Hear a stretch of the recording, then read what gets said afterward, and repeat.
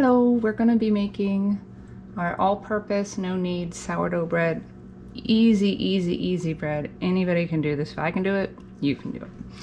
So we're starting with 275 grams of mature starter. Mine is 100% hydration, which means I always do by weight equal parts of water and flour.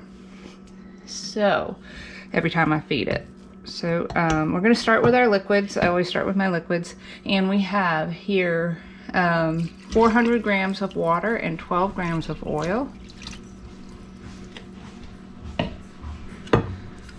we're just going to stir to get that broken down. And sometimes it helps if you do a little less of the liquid first. And then I dumped it all in. But it definitely helps to break your starter up because it's really gummy, I guess, and you want it to get evenly distributed through your dough for best results. Just give it a quick stir. Okay, and then we have 55 grams of sugar and 20 grams of salt. Do not leave out your salt, don't reduce it. You will have bland bread. The sugar helps with the browning. It also helps feed the yeast. All right, although they're eating the sugars in the flours too. And then we've got 675 grams of white flour here. This is organic flour. Just gonna do a little bit. And this is just going to be a shaggy dough. We're not going to need this. We're just going to get this hydrated. Oops.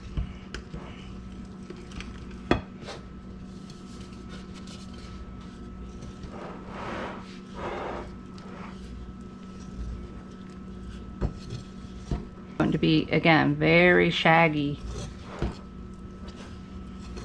Don't worry about it. It's going to absorb all that flour. It's going to become very wet dough here. You'll think, oh my goodness, there's too much flour. You'll see how it's going to change. And you always want to use glass or a plastic bowl. You don't want to use metal, or if you do have some metal, make sure it's non-reactive. It's best to use glass or plastic. So never put tinfoil over the top of your dough. It will eat the tinfoil. Okay, so you can see it's sticky and shaggy, and we're going to leave it like this. We're going to cover it up, and I'm going to let it sit for 20 minutes. Okay, so it's been 20 minutes and our dough still looks shaggy, but it's not as dry looking. What we're going to do is we're going to fold the dough. Now technically you should take it out of the bowl, put it on a floured surface and stretch it and fold it several times. I don't have time for that, and I quite often cheat, and I just simply make sure it's all stuck together. And I'm just going to shake like that. Turn the bowl, grab this side, and I know all the real bread makers out there are freaking out right now, but it still makes a good loaf of bread. Slap it, fold it over, shake it, slap it, fold it over. Okay, so you can see it's already tightening up and smoothing out. Now technically I should probably do that one more time, but I'm gonna call it good. I got a lot I gotta get done today. So we're just gonna go ahead, cover that up, and let it sit for another 20 minutes. Come back and fold it again. Let it sit for another 20 minutes and fold it again, and let it sit for another 20 minutes. So we're gonna fold it 3 times and let it rest for 20 minutes after each fold. Okay, so it's been another 20 minutes, and we're gonna fold it for the second time. And again, you can see it's changing how it looks. And it's gonna get easier to stretch. And it is easier to stretch if your bowl is plastic. I have one I'll show you. I'm doing more than just this particular one. stretch and fold. And you can see how much it has changed from that initial really shaggy dough. And that's just from a very rough fold. Now, if you were doing the proper fold, then yeah, see, it's getting kind of tight. So I'm just gonna go like that, cover it up, let it sit another 20 minutes, and then we'll fold it the third time. I'm gonna show you another one I have going here. I like this plastic bowl. I got it at Walmart, I believe, and it's easier to mix than the short glass. And so anyhow, so I just stretch it and pull it over. Stretch it and pull it over.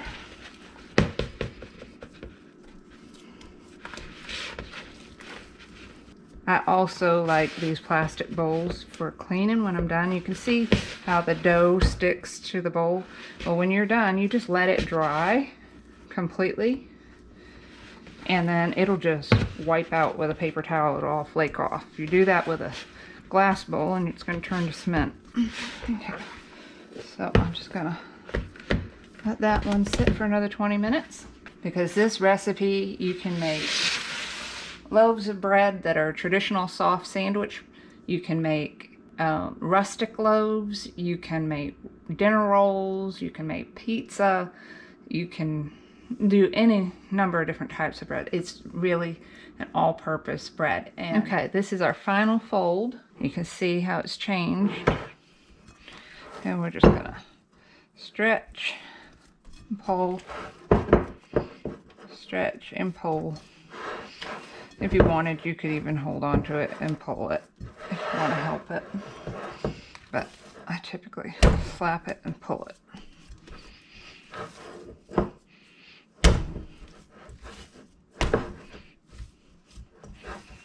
Okay, that's good enough. And now, so now I am going to cover this with some plastic wrap and let it sit at room temperature for 2 hours. Then I'm going to pop it in the fridge and let it sit overnight, and it can ferment for 8 to 48 hours depending on how sour you want it and when you have a chance to bake it. I'm just going to show you real quick this one. In the plastic, I think the reason it's easier to stretch is it's gripping the bottom of that bowl a little better, and I can pull, and I've got some resistance, and I'm able to stretch it. Whereas the glass, it's not doing that. It's kind of grippy. Okay, real quick, we just want to show you what this looks like now that it's been sitting for a couple of hours. It's kind of got a sheen to it, and it's expanding. Smells great. So I'm just gonna recover this and pop it in the fridge overnight and bake it sometime tomorrow afternoon. Okay, so typically I will leave this for 24 hours, but we had family come and we put in my brother-in-law put in a new sink, wasn't able to use my kitchen for a couple days, and then of course we wanted to visit the last day, so it just didn't get to it. But this has been sitting for over 72 hours. Can I still make bread with it? Absolutely. Is it going to be a little more sour?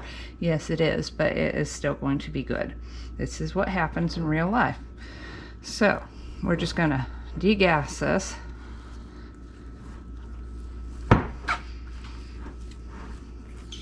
And we're going to turn this out onto a floured surface, lightly floured. And I'm going to divide it in half and shape my loaves. And I am going to use 2 glass pans. I guess some people call them meatloaf pans, but this is going to work. That's what I typically use. And I grease it with vegetable shortening. I do not use oil or butter. If you want your loaf to fall out of your pan and never stick, use vegetable shortening. Now, if you don't want to use Crisco, which I don't, I use palm shortening. Besides these just standard bread loaves, I want to also make a rustic loaf, and I'm just going to use this mold. You again don't have to have that. You could use a round casserole pan. I'll show you one. Can't get to my casserole pan right now, but could use this bowl here, just a cheesy cheap bowl from the dollar store for parties. This would work. You can put a flour sack towel. You get a package of these towels at Walmart. I don't know what they cost anymore. Everything has gone up, but these used to be really cheap. I got a big pack of them. They're lint free, and if you hold it up, you can see it's thin, and your dough doesn't stick to that so much. You have to flour it. What I would do is I would just throw this in here. Oops. Push it down and dust it with my flour. I used to use rice flour, but regular flour will work, or some people use, I think, semolina, whatever, something kind of gritty. But you flour that real well. You would shape your dough and put it in there, and then just fold the edges over while it rises. Okay, super easy. I'm going to show you real quick. This is the other bread dough that I had rising. Remember the green bowl I was showing you was easier to stretch and fold? Look how much that rose, okay, because it had more room. And it's still good, but look at this one. I used an old glass casserole dish, and it is popping out of the jar, actually lifting that heavy glass lid. And this is a heavy one. This is a vintage piece, and it is heavy. It has a crust here, but that's not a big deal. I'll just pull that off. Okay, so I have greased my pans with palm shortening. I don't know if the camera's even picking that up, but I'm generous with it. I just use a dough cutter, scraper, and I just cut this roughly in half.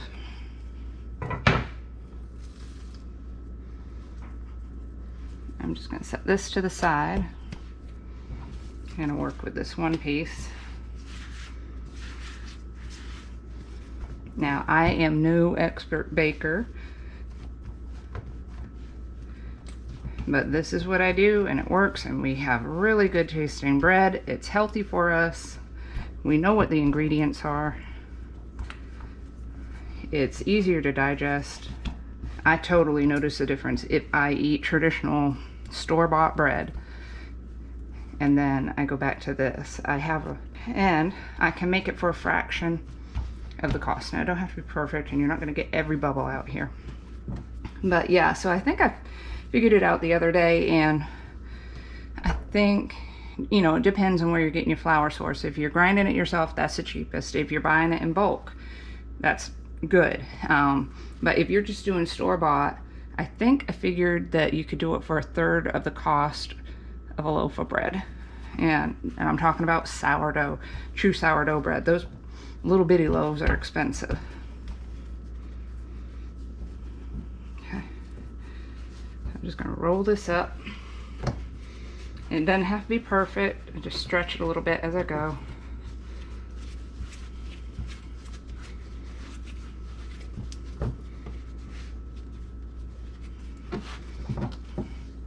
Again, real bakers are going to have a heart attack watching me do stuff.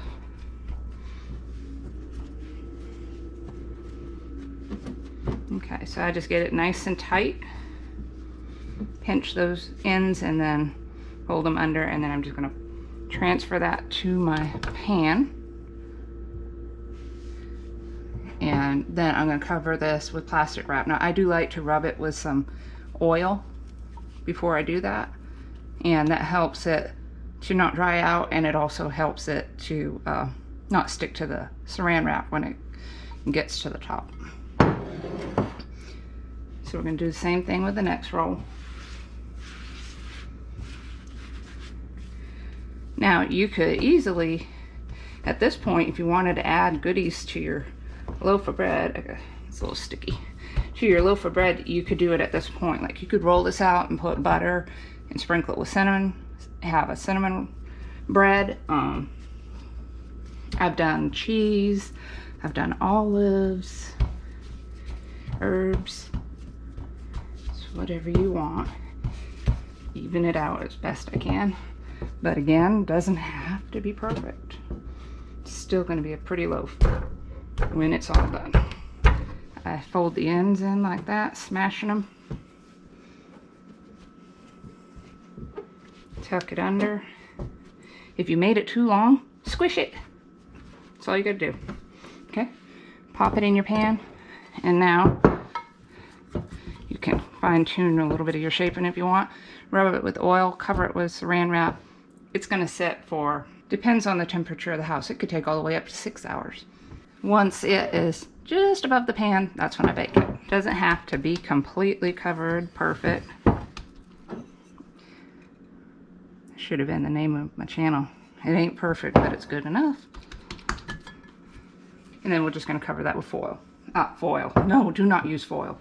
With plastic wrap. You use foil and your bread comes up. Sourdough bread will eat whole in your foil. And then you'll have aluminum in your bread. So do not ever use foil to cover your dough. I'm glad I slipped up saying that so that you know that. Ask me how I know. I did it once.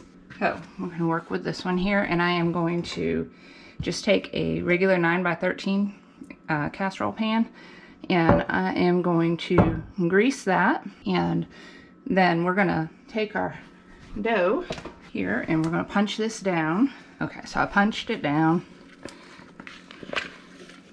and I'm just going to tear it out. And see how easy that comes out of the plastic bowls?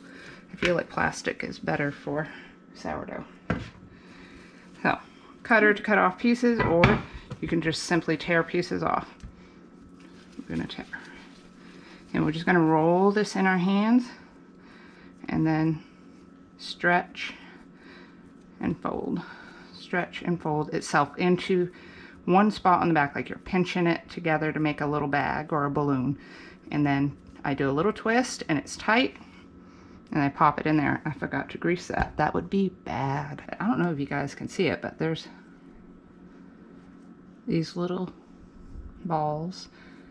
Those are not natural pieces of coconut. This is paraffin wax. It's like, just charge more for your product and give me what I want. Now I'm going to take that roll, I'm going to put it in there, and I'm just going to continue to do that the whole way. And so you just tear off chunks. Show you again real quick, and then I'll skip to another type of bread. So you roll it, stretch, pinch, stretch, pinch. I stretch and I pinch, and then I twist and tuck. And are those exactly the same? But it's going to be all right. Try to get them the same. Yes, it's a good idea. But you'll get the feel once you get going. At first, you do tend to get some oddball sizes.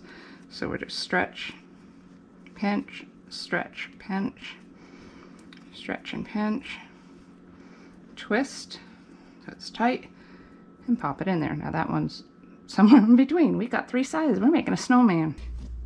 It's amazing that this one recipe will give you so many different results depending on how you prepare it.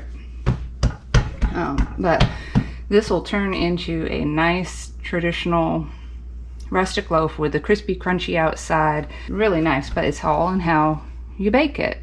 Shake off the excess, and I'm just going to pinch and fold. Kind of like when you're making a roll.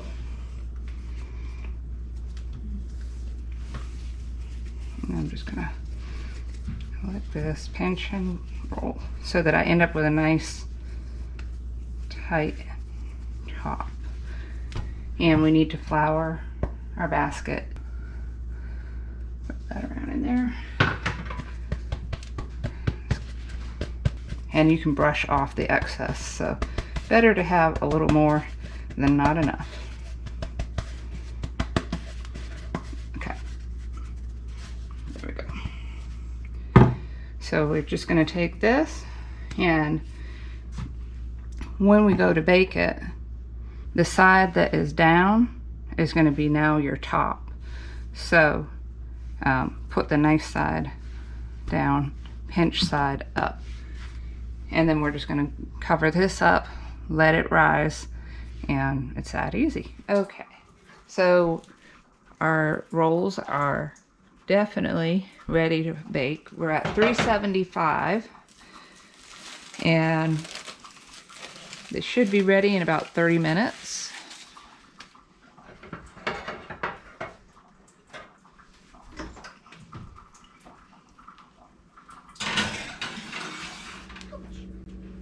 Okay, the bread should be ready.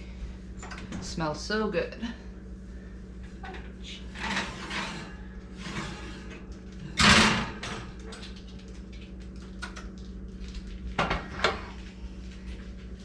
You can see that or not? They're beautiful. They're a light gold on the bottom.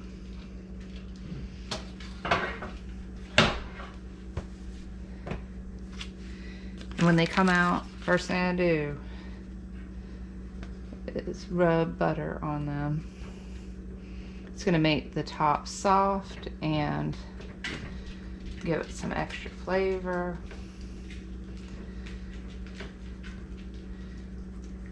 I'll let it sit for a minute and then I will turn it out onto a rack to cool.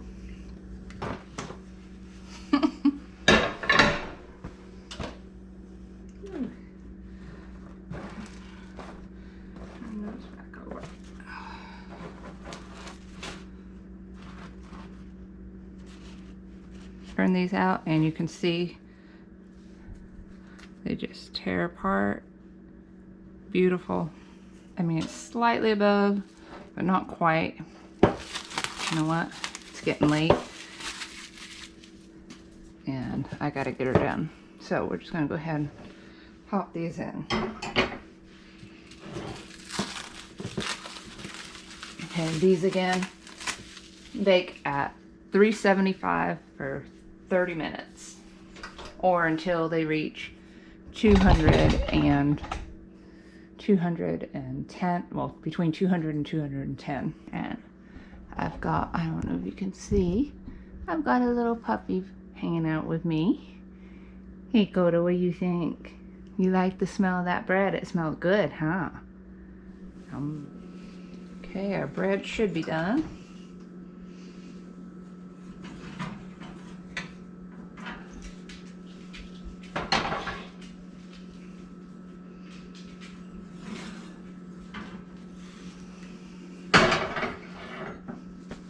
They're beautiful. I don't know if you can see how pretty.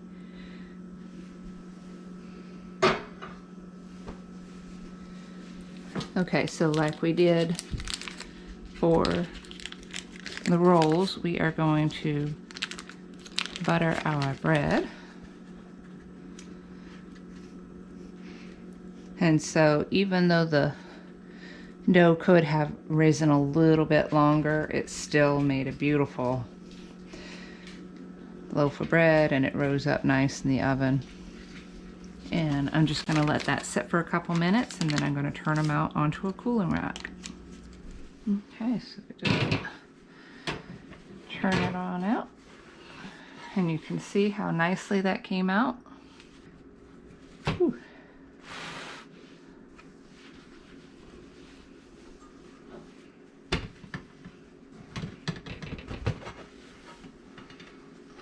That one stuck teeny bit. But the key is to grease it sufficiently and it will turn out every time. So we'll let these cool completely before we eat them. If you want them warm, definitely let them cool at least 20 minutes or so, because if you cut it when it's hot, it's just, because it is a very soft bread, you're just going to make it mangle. And we have our bread here is ready to bake. So I've got to set my oven to 400. So I've got my Dutch oven. It's cast iron by Lodge, and I'm just going to put the lid on there. Ooh, some rust. Wipe that off. How did that happen? I have to re-season that, clean it up and re-season it, but it'll be all right for baking this. So I'm going to pop this whole thing in the oven and let it preheat for 30 minutes. Okay, so I have a piece of parchment paper here. I'm just going to take this. I should have pinched that a little better together, but I didn't. But that's all right. So now we're just going to carefully turn this out. We've got our loaf of bread. You can use a sharp knife or a dough blade. very sharp. I am not good at cutting the bread, but we're just gonna go and cut it like that. And cut another one here.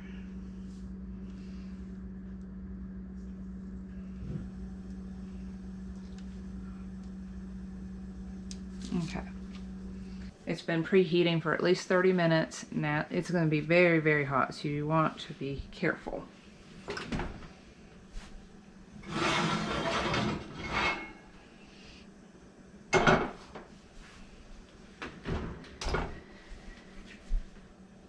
Okay, so for the first, yeah, you see how hot it is. So for the first 25 minutes, we're going to bake it with the cover on, and then remove the cover and bake it another 15 to 20 minutes. And I just drop that in there. Careful not to burn yourself on the hot pan. Okay.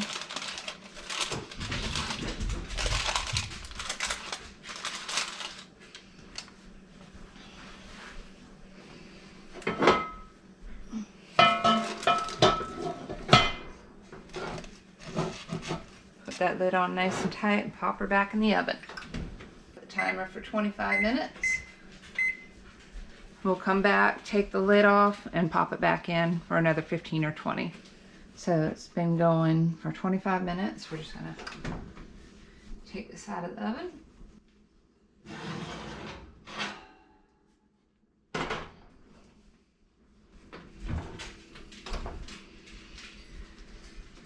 Remove that lid.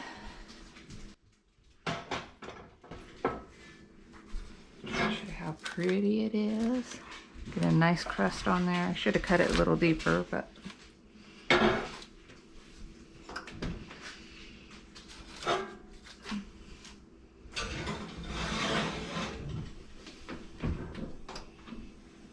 I set the timer for 15 minutes and we'll check it. It may need to go as much as 20. I haven't made this bread in this oven since we moved.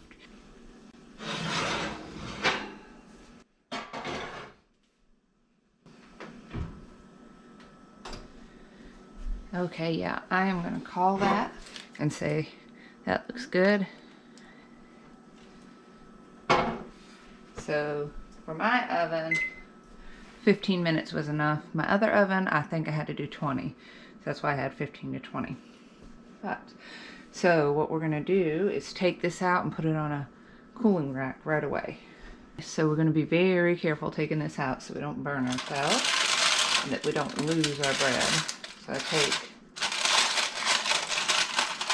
all 4 corners, pop it on here, slide that off. So it is a beautiful loaf. It's hot. Okay guys, let me show you how this looks when you cut it. Soft, got that nice crisp, chewy crust. The flavor is awesome. So, rustic bread.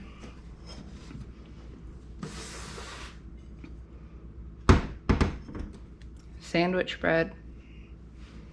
And pull apart rolls. And it's all with a very easy, no muss, no fuss recipe. There are other recipes that I've done out there that require lots of kneading and folding and all that. And they do give you some different results, but this is your standard everyday bread and it's great and it's easy. So give it a try. And please like, share, and subscribe. Thank you.